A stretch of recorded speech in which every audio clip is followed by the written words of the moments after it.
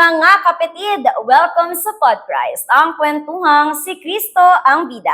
Here at Podchrist, we will talk about the brewing issues in the life of a youth nowadays over a cup of good coffee. Kape, kwento, Kristo. Ngayong buwan ng Mayo, pinagdiriwang natin ang buhay ng ating mga ina, nanay, mama, mommy. Happy Mother's Day sa ating mga dakilang ina. Iba't ibang muka at kwento ng pag-ibig ang ating maririnig ngayong buwan dito sa Momversations. At para sa araw na ito, bida ang ating mga working moms. Grind sa work daily, kasabay ng pagiging ina pag-uwi sa kani-kaniyang mga tahanan. Paano nga ba babalansehin ang karir at pagiging ina? Yan ang ating pag-uusapan, pero bago yan, let's watch this.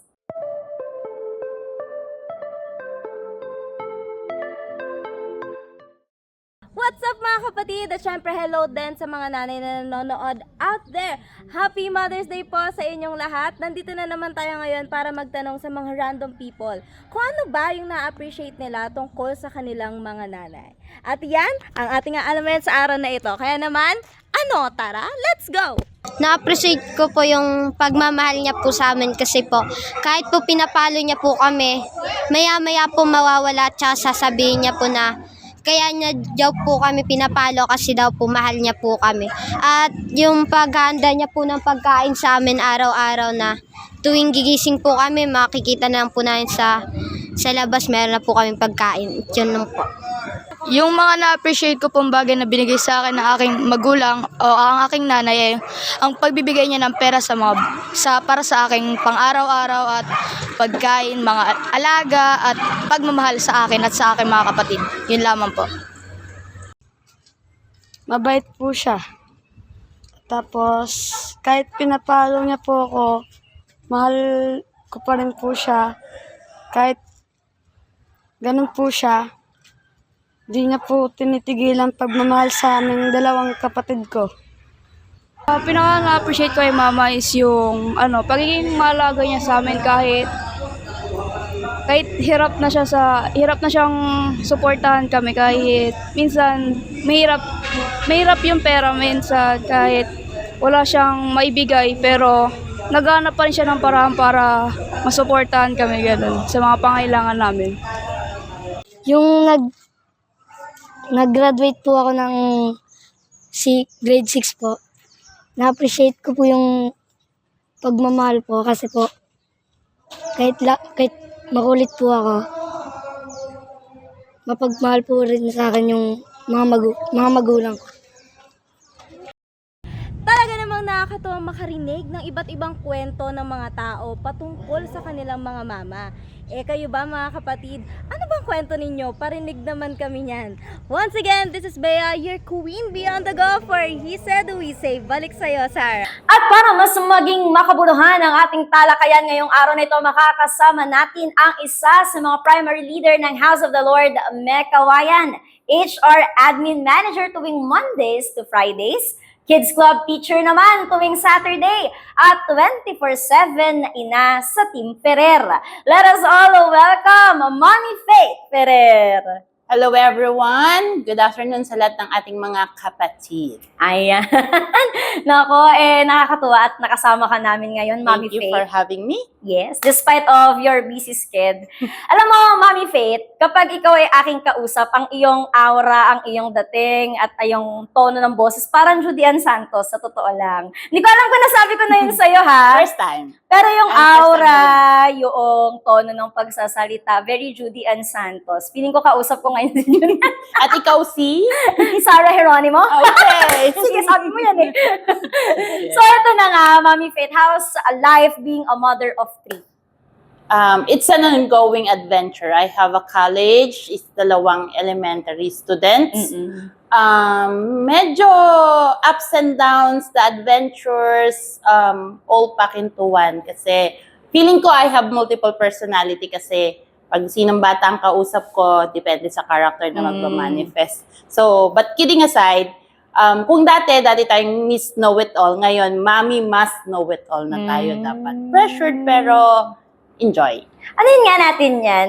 Palawakin natin. Anong ibig sabihin nung mommy must know it all? Anong difference nung mommy knows it all sa mommy must know it all? Ayan. Yung mga bata kasi ngayon, compare my eldest which is 20 and yung dalawa na Irish twins, isang 11, isang 10. Yung generation nila kasi ngayon, mga bata ngayon, daming tanong. And also with the influences around them, yung circumstances ng childhood nila, masyado silang curious. My kids and even yung mga anak ko sa kids club. And sabihin na natin mga anak ko na overage na sa kids club, marami silang mga tanong na parang if you are a mom, dapat alam mo lahat ang sagot. Hindi po pwede yung I don't know. Sa utak kasi nila, sa kanila is ikaw yung source of information, ikaw yung mag-guide sa kanila. Lagi kang tama. So, bakit si ganito? Bakit ganon? And even since mga anak ko is hindi naman namin nilalayo sa mga environment na may mga usapan kami mag-asawa, sometimes nandun siya, or si yung youngest ko si cell group na rin. So, may mga tanong-tanong na rin siya na medyo ang hirap sagutin. yes. And yung mga circumstances sa church na bakit si ate ganito, bakit si ate ganyan. So, be ready with the life lessons that you will impart. Although off guard ka talaga kasi, you're too young for such questions. Pero, andyan na eh. Tama, oo. Andyan na. Alam mo, totoo yan, no? Minsan, kinakailangan mong mag-adjust depende sa kung sinong anak yung kaharap mo. Kasi there's no one size fits all when it comes to parenting. 'Di ba? Kung kaharap mo ay si Dredge, iba ang atake. Iba din yung kay Iya, iba din yung kay Ludi. At sa eldest. At kay Kuya Randy. Yes. Yes. Pero alam mo, Mommy Faith, no? Kung titignan natin, yung age gap nila, diverse eh. Yung dalawa, medyo magkalapit. Pero yung panganay, tapos yung sinundan niya si Ludi, medyo magkalayo yung... 8 years. O, di ba? 8 years. Tapos 15 months. So, oo. So, was it hard navigating, going back to zero again? Definitely going back to zero nga ang nangyari dyan. Pero kasi, ang laki ng difference, personality na lang. Kahit sabi mong magkadikit yung dalawa, magkaiba naman ang gender. At iba ang personality nung youngest ko sa second ko. No. Mas matured pa nga si youngest Bunso. kaysa si Kuya Ludi. At ibang-iba yung panganay ko. May joke kami kay Dredge na batang ama kasi pinalaki namin siyang independent. So nung bata-bata pa siya, i-ready mo ang lahat, din siya na bahala na chill parents lang kami ni Randy noon na ngayon medyo nababanggit namin, bakit kay kuya nyo noon, hindi namin ginagawa yung mga projects na yan, di kami nag-a-attend ng ganito-ganito, bakit ngayon? Parang gano'n, na parang yung back to zero talagang, hindi naman ganyan kay Dredge dati, di ba? Talagang medyo may malaking difference talaga. So, adjusting talaga kami mag-asawa na this is it. Sabi pa namin, what if yung gap ni Iya and ni Ludi is another 8 years? Naku po. Ano na tayo ngayon? Sabi ko ganyan. Kaya parang ang laki ng challenges dun sa difference sa age nung tatlo. When it comes to finances, kasi di ba, si Dredge ay college. Yes. Konting kembot na lang, gagraduate na. Tapos itong dalawa, nasa elementary. Yes. Di ba? So, noong nakita mo yung PT na positive ka, ano ba to, planado ba to? O kinabahan ka? Kasi ito na naman, gagastos na naman tayo. May ganyan ba? With Ludi, pinagtrabahuan yan. May point pa noon na sabi ni Randy, di na daw siya marunong mag-shoot. Okay, for the adult audience yan. Pero kay Iya, surprise baby siya. Unexpected talaga. Gift talaga yan ng Lord kay Randy. Kasi bunso, Babae. girl. Yes. So, may nag-aasikaso. Pero na rin Daddy! Ganyan.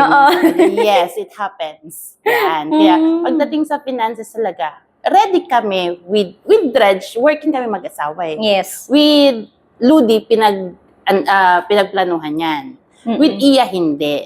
But then, kung magkadikit naman, so magkasunod na lang yung gastos. Yeah. Let's see sa college, pero hindi very hopeful. Very secured naman kami na with the age gap with Dredge, Ludi and Ludi with Iya. Alam naman namin andyan si Kuya. We're not saying na si Kuya ang magpapaaral, pero may spaces kasi sa time. So, hindi kami mabibigla. Oo. Tsaka kahit papano, di ba, si Dredge, kahit papano, makakatulong na rin sa finances. Aware naman si Kuya dyan. Yes, yun naman yung mahalaga doon, no? Mm-mm. So, ito na nga, working mom. Bakit nag-decide si Mommy Faith na working mom siya? Let's go back to the beginning. Nung nagkaroon ng Dredge, may mga kapatid ako nag-aaral. Mm-mm. Apat kasi kami. So, 82, 83, 85, 89. So, nabanggit ko yung mga age, mga years namin. So, kailangan mag-aral ng mga yon. On the onset, aware si Randy and yung family niya na meron akong obligasyon. I laid it out bago pa kami magsama, maging mag-asawa. Alam niya, aware siya.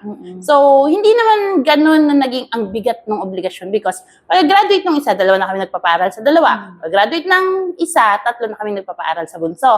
So, magaan at the time, as the time goes by. So, pero, nung kalaunan, sanay kang may sariling income. So, hindi ko na sinabi na pagka-graduate ninyong lahat, mag-stay at home na lang ako. Though naging plano sa amin ni Randy. Pero dahil sanay nga akong mag-work, tinuloy-tuloy ko na lang. Blessing din siguro siya na naging gano'n ang mindset ko. Siguro, we can trace it back to my parents na lang na mami ko working. Si papa ko is more on in-between jobs than with a job. Nakita ko yung need for a woman to be with her own finances. Yan, siguro. May struggle ba sa isang pagiging working mom? Ayan.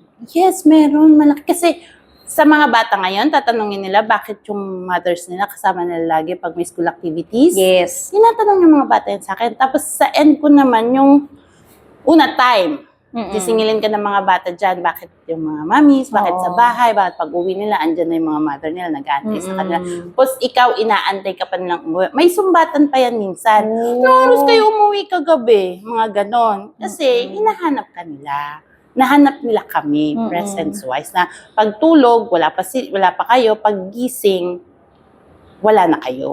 Ano, in life, you can't have it all talaga, di ba? You can't have the best of both worlds, no? You can only choose one. Yes. Diba? Kaya dapat you should be intentional. Kung may Saturdays ka, be intentional. Huwag mo i-wing it. Bahala na kung anong meron ngayong araw. Kasi Sabado, doon ka lang nasa bahay. Alam namang, let it be na lang kung anong dumating or what. Dapat be intentional. Ano activity nyo with the kids that day? Para masulit, mabayaran mo ba yung utang mo ng weekdays? I'm not saying na nagniningil ang mga bata, pero sa mindset kasi nila, nasan kayo? Ganon kasi. Nasa age sila ngayon na ganon. Oh. And Yung with that dalawa. being said, meron bang guilt? Ayan. And paano mo hinahandle yon kung meron man? Right now, wala. Wala akong nararamdamang guilt na ganon. Kasi na-explain naman namin sa kanila. And I feel the satisfaction naman na bakit ko ginagawa ito. Kasi if tayo to counter the guilt, ay ano ang life natin if hindi ako nag-work. Kasi kaya kami confident mag-asawa kumain ng sariling bahay. May generational curse kasi na nangungupahan lang, ganyan. Sa side ni husband. Sa amin kasi wala kaming sariling bahay sa probinsya. Sa side ko naman. Parang common house, some family, then dumami, ganun. So parang right now, masasabi ko, because of that, confident kami kumain ng sariling bahay. We have our own house sa Marilao. Kung hindi ako nag-work, baka hindi kami ganun ka-confident. Yun siguro yung mga inay, kung lalabanan ko yung guilt, andun tayo sa what if hindi ako nag-work, ano ang magiging buhay namin. But the kids do understand na may certain privileges sila na na-enjoy versus other kids because both of their parents are working. They know that. So, hindi ganun kaano na yung dinamdam or tinanim sa puso na wala kayong oras. Wala. Kasi alam mo, may mga bata na, halimbawa, anak ng OFW, di ba? Meron silang, syempre sa umpisa, may intindihan pa nila, pero habang lumalaki sila, personally ako kasi anak ako ng OFW di ba? Sa umpisa, parang okay pa, pero habang lumalaki ka, lalo na sa pagdating mo ng high school, nagkakaroon ng stage sa life mo na hindi naman sa sinisisi mo yung tatay mo, no, na nasa abroad. Kumbaga, iniisip mo na, sayang sana kung nandito si Papa. May gumagawa sana, nakatulong ko gumagawa ng project. Lalo na yung mga handicrafts, mga paku-paku, pukpuk-pukpuk dito, pukpuk doon. Siyempre makikita mo yung mga klase mo, ang gaganda ng gawa nila, ikaw, sariling sikap mo, hindi mo naman alam kung paano gawin yon, 'di ba? So, ano yun yung isa sa struggle, inner struggle nung bata. Hindi lang nila ma-express. Kasi syempre, wala naman yung tatay nila doon. 'Di ba? So, sa inyo, sa loob ng family ninyo, paano nyo ipinapaliwanag sa kanila yon, kila Adi, kila Iya, kila Ludi? Especially yon mga kids pa. Si Dredge, nagigets niya na yon, malaki na siya eh. Pero yung mga ganun, at a very young age, paano nyo na-assure sa kanila na nagigets nila yung sitwasyon, na walang, alam mo yun, parang si mommy laging wala, ganyan, walang ganun. Ako kasi din, as a child, nag-high school ako, nag-college, walang mother. Nag-DH ang mama ko sa Hong Kong. So, nagkaroon ako ng first period, papa ko. Oh. So, alam ko yung feeling na gano'n. So, parang sabihin mo, dapat din na maranasan ng mga anak ko yun. Hindi ko alam kung bakit hindi ako nagigilty. And going back to your question, hindi ako nakakaramdam ng guilt sa part na dapat tutok ako sa mga bata, dapat nasa bahay lang ako as a traditional mother. Kasi, yung curiosity ng mga kids, yung conversation, we can say they can ask us everything what is under the sun. Okay, so, with Iya, natatanong niya lahat-lahat na minsan naawatin ko pa. So, parang with the communication available, nakita mo naman yung communication namin ng panganay ko. Yes. He can ask. Nagtatago lang siya ng sekreto, pero he can ask everything. Ganon din sa pangalawa at sa bunso. Lalo na si bunso, kasi I'm telling her na babae, iba yung palaki ko dyan sa mga kuya mo. So, iba ang palaki ko sa'yo kasi babae ka. She can ask. Kahit nga yung mga nakapaligid na, tinanong niya yun, ate. Parang gano'n. Aga pa niya magtanong ng mga gano'n. We try to keep it na the communication is very open and honest sa mga bata. So, yun siguro yun bakit hindi nila kami giniguilt trip ng wala kayo. Pero, pag yan, lumabas na kami, susulitin nila. Yun. Kain yun tayo naman. sa labas. Yun Yan, naman. Yun naman sila. Yung talagang sinasagad nila kami ng daddy niya na pag Saturday, si Iya mismo yung bunso. Wala kayong pasok bukas, holiday, anong gagawin natin? Ayan. Ganun sila. Kaya dapat intentional tayo with everything. Ayan, totoo yan. Okay, doon naman tayo sa relasyon ng mag-asawa. Okay. Ayan. Kasi, di ba parehas kayong working? May era ba sa buhay niyong mag-asawa na mas malaki ako kumita, mas malaki akong ganyan? May ganyan ba kayong stage, no? Kwento mo naman sa amin. Wala naman sa natatandaan ko kasi tulad ng sinabi ko, nung bago pa lang kami asawa, nilatag ko ang obligasyon ko. So, as years go by, may mga obligasyon din siyang lumalabas. Hindi na lang, dati kasi, pamilya lang, kami lang, immediate family. And nung circumstances changes, may mga kailangan siyang punuan. Not really obligasyon, pero may kailangan talaga siyang punuan Mga responsibilities. sa side niya na I will have to understand. So, nung pagdating sa finances, kami yung akin to, sa'yo ito. Pag maubos ako, magsabi ka. So, kulang ako ng ganito, anong gagawin ko?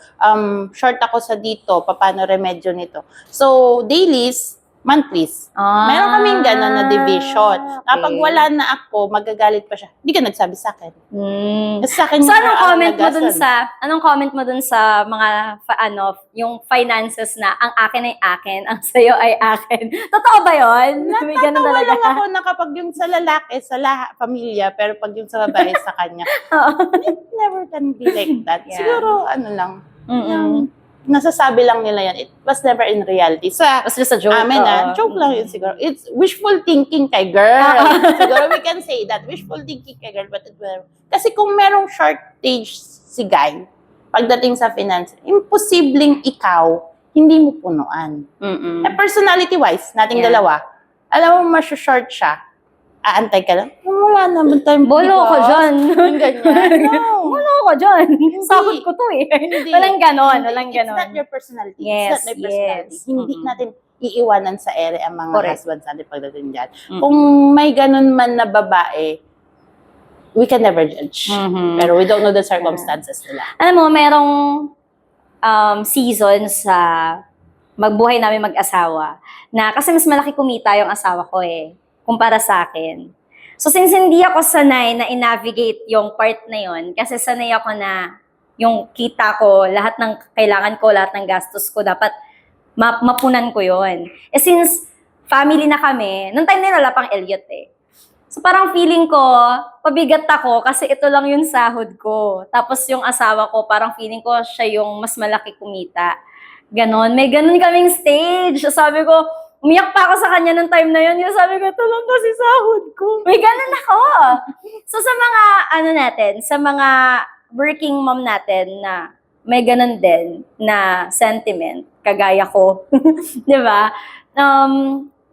Anong pwede mong maipayo sa mga ganong klaseng sitwasyon? Kasi syempre, hindi naman talaga pantay yung kitaan May mga times na mas malaki kita ni babae kaysa sa lalaki. May mga times naman din na mas malaki kita ni lalaki kaysa sa babae. Sa mga ganong klaseng sitwasyon, ano yung pwede nating maipayo? Being a mom itself is a 24/7 job. Alam nating lahat yun. On top of it, magiging working mom ka pa, regardless kung gaano kalaki o kaliit yung sahod mo, is a bonus na para sa husband. Be thankful with that. Sa mga husband dyan, it's a bonus point. Sinasabi ko sa inyo, the mere fact na we, mother, tapos nagwo-work pa kami, talagang dapat ma-appreciate nyo yan since it's Mother's Day. Yun po. Kasi, iba yung mental load. Unahin mo yung mental load. Yung physical strength, yung physical strain na meron na gagamitin mo para matawid mo yung role mo as a mother, as a wife. Okay? Sa mga bata, sa household. Then, meron ka pa nung obligasyon sa opisina. I don't know kung gaano ka physical yung work nyo or more on mental, pero still, meron siyang added stress sa isang babae. So, sa mga husbands, dapat i-appreciate nyo na ang mga wives nyo ay nag-work on top of being a mother and a homemaker. So, sa inyong mga mothers dyan na nag-work, feeling adequate dahil maliit lang ang ambag ninyo, hindi ganun ang scenario. Look at this way na nagagampanan nyo ang obligasyon nyo sa pamilya, sa asawa, lumalaking maayos sa mga bata, bonus na lang po kung meron kayong nadadagdag sa finances. To budget na lang, di ba? Hindi ikaw sumasahod, ikaw ang nagbabudget. Napakalaking challenge na po yun. Totoo yan. Yan. Yan. So, sana gumaan ang kalooban ng mga working moms natin dyan. Ayan. So, ito na, Mommy Faith, knowing na ikaw ay HR manager sa Mondays to Fridays, Kids Club teacher sa Saturday, at 24/7 na nanay. Paano mo binabalanse ang lahat ng ito? Yan. Nabanggit ko na kanina, be intentional. Kasi noon, tinatry ko na I'm a strong, independent woman. Yun ang gusto kong ipakita sa ibang tao. Yun yung impression na gusto kong ipakita. But then, kasi eldest ako. First grandchild ako. So, yun yung mga memes na nakikita nyo na you should never cross a woman na eldest na, first grandchild pa. Kasi yung kanilang characters very strong. Yun yung gusto kong mapakitang image to everyone. So, way back then, kung may problema, ano action plan ko dito? So, ano gagawin ko dito? Without putting other people in inconvenience. Gusto ako na lang. Hindi pala dapat. Kasi, mauupos ka So, kailangan, sa ganyang maraming roles na ginagampanan, kailangan puno ka muna. Puspos ka muna. You can never give what you do not have. Yun ang ulit-ulit kong sinishare tuwing tumatayo ako sa pulpit tungkol sa giving. Either money, love, life lessons, you can never give what you do not have. So kung punong-puno ka ng hatred, regrets, and insecurities, ano ang aapaw from your cup to your child? Ano ang aapaw from your cup to the people around you? So make sure na yung puspos ka, punong-puno ka ay positivities. Your faith and your love, dapat yun yung inaalagaan mo. Para yun yung aapaw to your child and to other people. You cannot pour on an empty cup, sabi nga. Ano naman ang maia-advise mo sa mga mag-asawa na nagsa-struggle? Especially, nagkakaroon ng parabang Diba kasi pag mag-asawa, it's a partnership. Yes. It's a collaboration. Yes. No? Paano kung dapat partners kayo pero ang nangyayari, nagkakaroon ng competition? Lalo na kung yung asawa, let's say, ay house husband, tapos si nanay, siya yung working. Kasi di ba may mga ganong sitwasyon? Meron na ngayon. Diba? Ang nagtatrabaho ay si nanay, si tatay ang nasa bahay. So ano ang maipapayo natin? Kasi minsan, syempre lalaki pa rin yan eh. May ego. And minsan, nagkakaroon ng, na-emasculate sila. Di ba may mga ganon? Parang sa Tagalog, nakakalalaki na. Yan. So anong ipapayo natin sa mga ganong klaseng sitwasyon, Mami Faith? Yun ang struggle ko with the marriage, submission. Early on. Kasi nga alpha ka eh. Strong Submission. personality. Okay. Yung sinabing, submit to your husband. Mm-mm. So, kung ganyan na sinasabi mo na financially mas mataas si girl kaysa kay Yeah. boy o kay sa husband, submit pa rin. So, how would you paint submission dun sa ganong equation? Mm-mm. Na, yes, mas mataas ang sahod mo, pero bigay sabihin ba, uutos-utosan mo yung asawa mo? Mm-mm. Okay, so alam mo rin kung nga hanggang saan yung capability ng lalaki sa home management.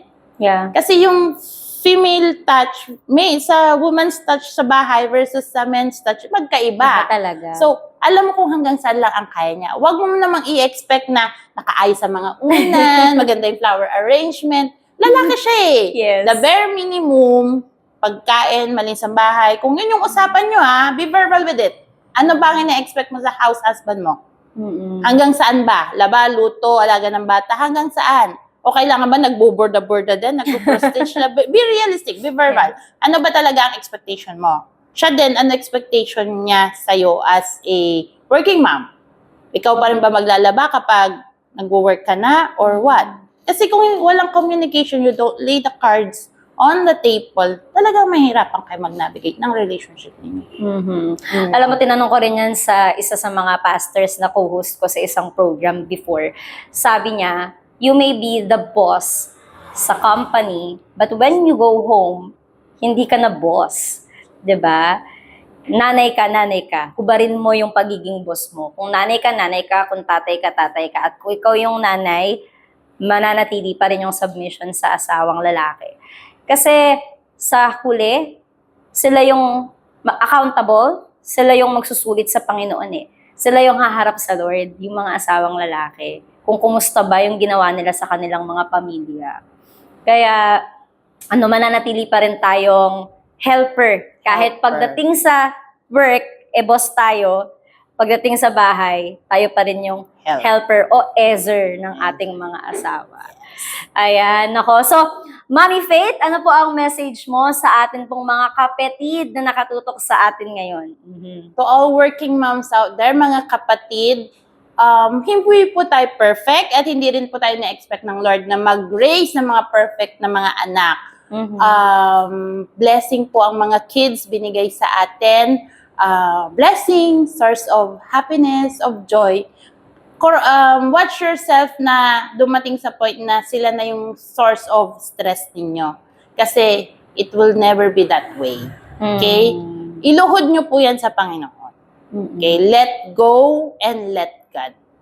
So kahit gaano ka pa strong, independent women, lahat po ng bagay ay iniluluhod natin sa Panginoon.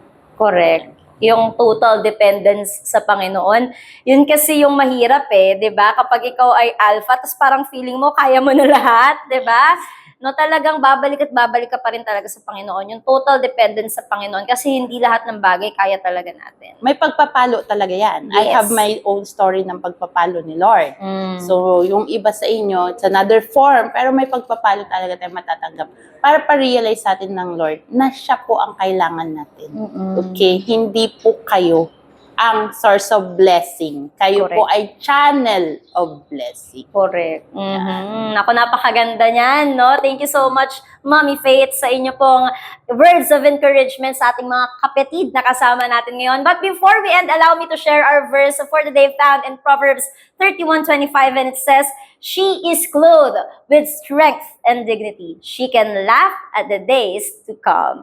Maraming salamat sa pagsama sa amin, mga kapatid. Till our next episode of Pod Christ, Kape, Kwento, Kristo. This has been your host, Sarah Lagsak Arsenio, dahil dito si Kristo ang bida. See ya!